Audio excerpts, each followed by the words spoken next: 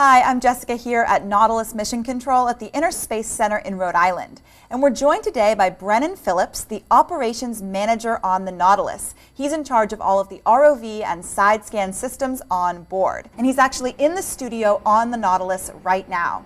So Brennan, welcome and thank you so much for being with us today. And I wanted to start by asking you a little bit about what an Operations Manager does. What is your role on the ship? My role on the ship, as you stated, is to be responsible for all the vehicle systems that are here, which would include Hercules, Argus, Diana, and Echo. So I have to make sure that they're maintained, that any upgrades that we're doing are going well. I have to make sure that we're prepared for anything that might break down, so I have to make sure that we have the right equipment on hand.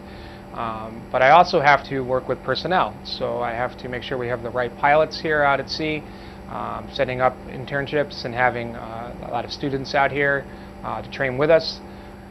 In addition to that, I'm an ROV pilot, so I sit a watch and I fly Herc. And what have been some of the challenges that you've faced so far with the ROVs? One challenge that we faced this year, that was actually really interesting to work on, was that we changed out the cable that attaches Argus to the surface. And that cable itself is over 4,000 meters long and is sitting on our big winch. So I've heard that when piloting Hercules, you can almost feel the pressure of Hercules' arms and things like that. What is that like? What you're referring to is called force feedback, and the only system we have that actually has that is on the robotic arm. And that it has a miniature version of itself topside sitting in the control van. And yes, when you pick up a rock or something like that, you'll feel some resistance. After a while, you recognize, okay, well, I can pick up a rock and that's heavy, cool. But if you're getting into a situation and working inside the vehicle, like placing a rock inside a box, you might not be able to see that you're touching something with the arm or rubbing up against something, but you'll feel that.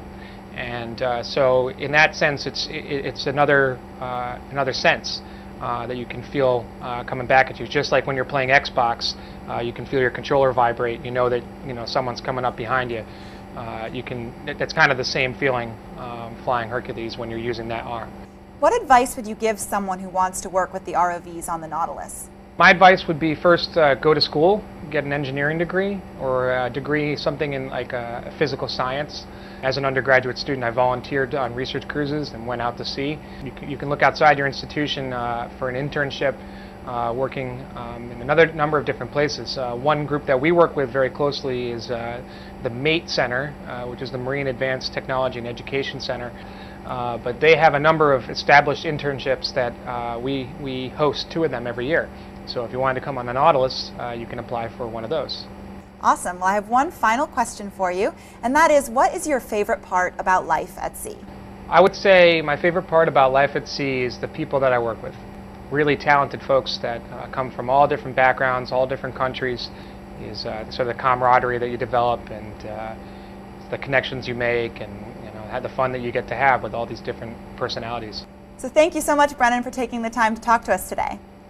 Thank you, Jessica. Again, I'm Jessica here at Nautilus Mission Control. Stay tuned at nautiluslive.org, and now back to the action on the ship.